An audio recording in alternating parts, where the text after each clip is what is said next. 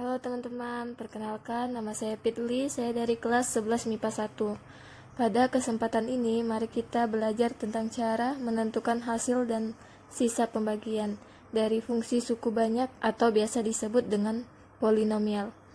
Saya di sini mengerjakan dengan dua metode, yaitu metode Horner dan metode bersusun panjang. Oke, perhatikan contoh soal berikut. Tentukan hasil bagi dan sisanya. Fungsi dari x pangkat 4 dikurang 3x pangkat 3 dikurang 5x kuadrat ditambah 8x ditambah 5 dibagi dengan x dikurang 2. Pertama-tama saya mengerjakan menggunakan metode Horner.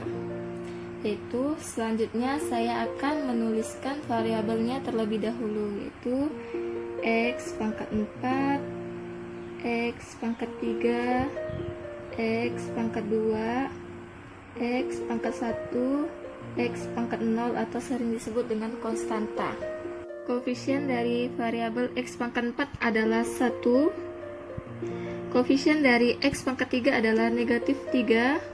Koefisien dari x kuadrat adalah negatif 5. Koefisien dari x pangkat 1 adalah 8. Koefisien dari x pangkat 0 atau sering disebut dengan konstanta adalah 5. Di sini dibagi dengan x dikurang 2 atau bisa jadi x sama dengan 2. Jadi di sini bagi dengan 2. Satunya diturunkan terlebih dahulu. 1 dikali 2 yaitu 2. Negatif 3 ditambah 2 yaitu negatif 1. Negatif 1 dikali 2 negatif 2. Negatif 5 ditambah negatif 2 negatif 7. Negatif 7 dikali 2 negatif 14. 8 ditambah negatif 14 negatif 6. Negatif 6 dikali 2 negatif 12. 5 ditambah negatif 12 negatif 7. Ini adalah sisanya. Untuk hasilnya, angka ini akan dijadikan sebagai konstanta. Selanjutnya, angka ini akan dijadikan sebagai x pangkat 1. Dan selanjutnya, angka ini akan dijadikan x pangkat 2. Dan angka yang pertama akan dijadikan x pangkat 3. Ini adalah hasilnya. Selanjutnya saya akan mengerjakan dengan cara metode bersusun panjang, yaitu soalnya x pangkat 4 dikurang 3x pangkat 3 dikurang 5x pangkat 2 ditambah 8x ditambah 5 dibagi dengan x dikurang 2. X pangkat 4 dibagi dengan x sama dengan x pangkat 3. X pangkat 3 dikali dengan x sama dengan x pangkat 4.